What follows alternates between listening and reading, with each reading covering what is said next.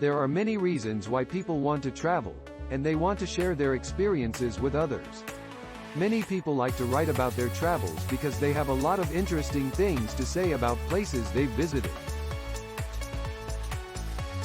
They may have some interesting stories to tell, or they may just want to share their opinions about something they saw. Travel writing is not limited to just writing about your own travels.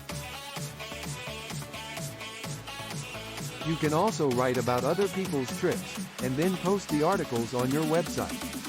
There are many people who are looking for information about different places, so if you know how to write well, you can use this as a way to make money.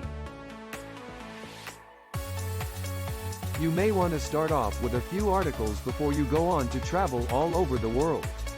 This will give you experience, and you can see what types of things people are interested in. Then, when you go on your trip, you'll be able to write about the places you visit.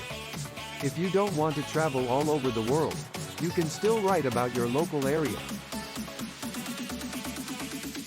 Some people like to travel to exotic locations, but there are also many people who enjoy traveling to the same place every day. You can do both. Travel writing is one of the best ways to make money from home, and if you enjoy traveling, it can be a great hobby.